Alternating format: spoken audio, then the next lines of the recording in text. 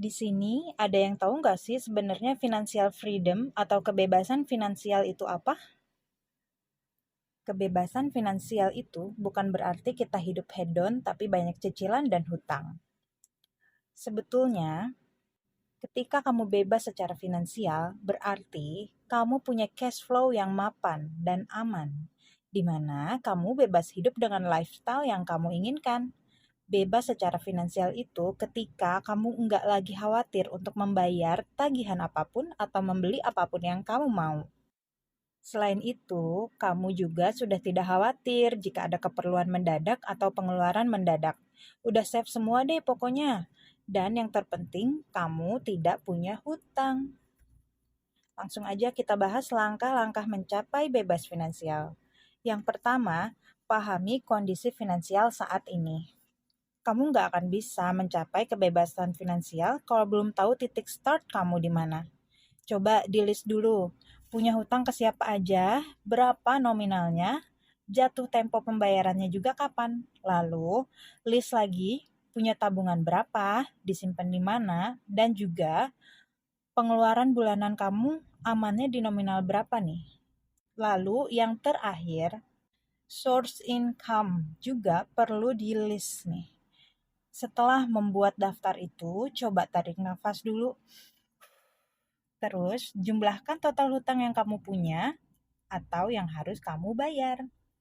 Begitu juga dengan tabungan, pengeluaran bulanan, dan pemasukan bulanan. Totalkan setiap kategori tersebut, lalu simpan catatan ini untuk membantu langkah berikutnya demi mencapai financial freedom. Yang kedua, tulis daftar goals kamu. Setelah menulis daftar situasi finansial saat ini, kamu tulis life goals kamu apa aja. Kenapa kamu butuh uang? Untuk melunasi hutang, mau mulai bisnis, atau jalan-jalan ke luar negeri, umroh, nabung untuk resepsi, beli rumah, pendidikan anak, atau bahkan persiapan dana pensiun? Coba tulis goals kamu. Mungkin catatan ini kelihatannya buat apa sih? Sampai bulan depan juga belum tentu kesampaian kan gitu. Tapi kalau kamu mau perjuangin goals kamu sampai tahun depan, wah, setahun itu waktu yang lumayan cukup loh untuk memperjuangkan goals kita. Pastikan nominal yang dibutuhkan untuk mewujudkan goals kamu. Dengan begitu, kemungkinan kamu untuk memulai berikhtiar, berprogres, mencapai goals itu akan lebih tinggi. Mengetahui apa yang ingin kamu capai dengan mendetil, maka akan lebih mudah untuk mengejar kebebasan finansial. Yang ketiga, ubah mindset tentang uang. Coba kita lihat uang itu sebagai suatu hal yang positif deh. Ya memang kalau bicara soal hutang, uang tuh kelihatannya berat sekali kayak beban gitu. Tapi perlu diingat, uang tetaplah hal yang tidak buruk loh. Pandanglah uang sebagai hal yang positif agar kita pun tidak terbebani dan merasa kepepet atau desperate dalam berikhtiar mencari maisha. Sedikit tips nih agar kita bisa memandang uang secara positif. Coba tanamkan di pikiran kamu bahwa uang itu hanya kebutuhan pokok seperti air dan makanan. Uang itu hanya alat bantu guys untuk membeli barang yang kamu mau dan menjalani lifestyle yang kamu inginkan. Jika kamu ingin mencapai kesuksesan finansial, maka mulailah melihat uang sebagai alat untuk menggapai mimpi dan life goals kamu. Uang itu sarana untuk menjalani kehidupan stress-free yang bisa kamu nikmati. Yang keempat, record atau catat setiap pengeluaran. Langkah penting dalam mengejar kebebasan finansial ialah dengan track income dan expense kita. Sudah banyak aplikasi expense tracker dari yang gratis maupun berbayar. Coba deh cari expense tracker yang dilengkapi fitur track goals. Dengan begitu, kamu bisa lebih fokus mengejar goals dan cari tambahan income untuk financial freedom kita. Yang kelima, utamakan nabung.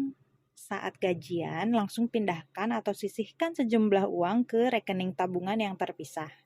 Karena kalau nggak gitu, nggak bisa nabung sih biasanya.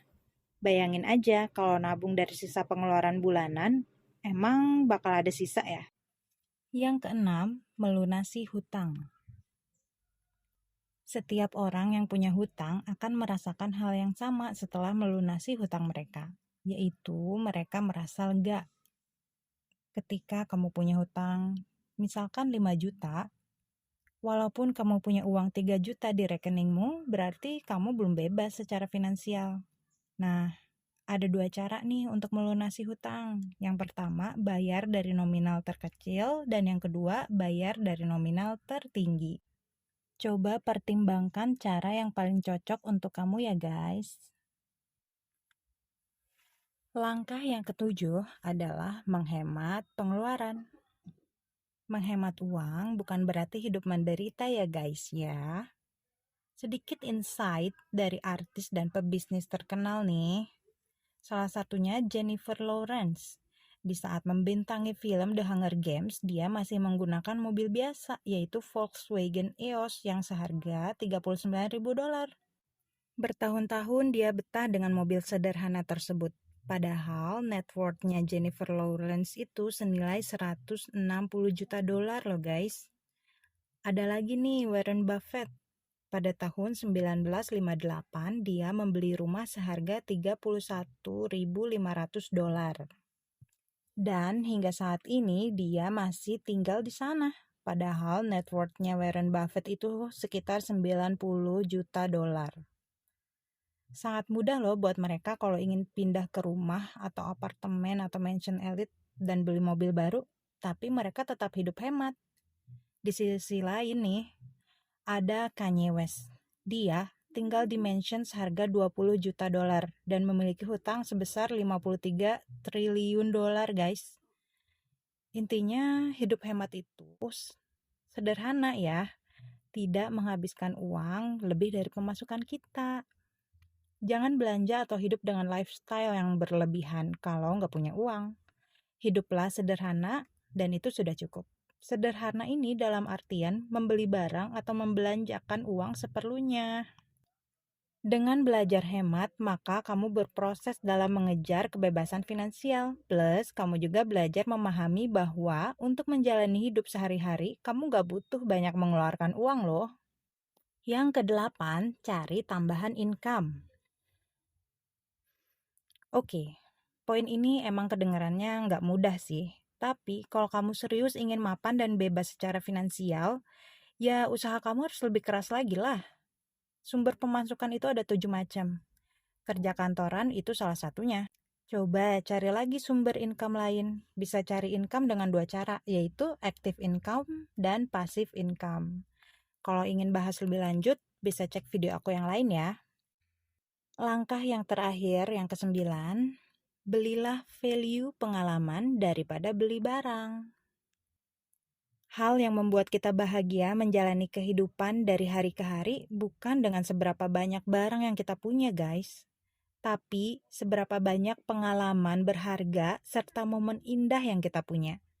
Jadi, ketika kamu mau beli sesuatu, coba pertimbangkan apakah hal ini dapat membuat kamu bahagia dalam waktu yang panjang atau lama. Apakah jika kamu sampai ngutang nih demi beli barang ini, maka hidup kamu akan lebih mudah? Sekarang kita coba flashback deh. Memori apa yang bikin kamu bahagia? Momen seperti apa itu? Apa yang kamu lakukan saat itu? Ada siapa aja di momen bahagia itu? Mending kita coba buat memori indah seperti itu lagi deh. Intinya hidup itu dibuat dengan kenangan, dan kenangan indah didapat dari quality time dengan teman atau keluarga.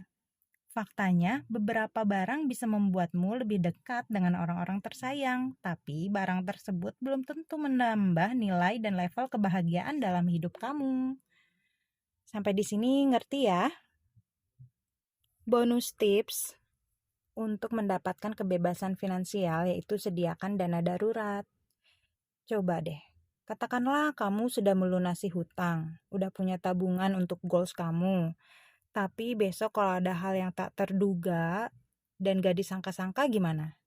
Kita perlu mempersiapkan dana yang terpisah untuk itu guys.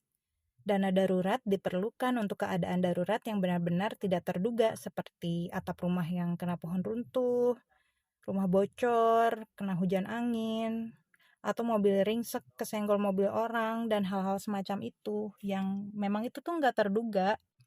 Sebagai penutup, kebebasan finansial ini memang berarti kita bisa sebebas itu untuk spend money semau kita tanpa khawatir sedikit pun bakal boncos di akhir bulan. Tapi, financial freedom lebih ke hidup sesuai kemampuan dan sedikit sederhana. Gitu. Bebas secara finansial itu ketika kita mengeluarkan uang untuk hal yang benar-benar kita perlukan, seperti sandang, pangan, dan papan. Tentunya budget untuk liburan juga perlu.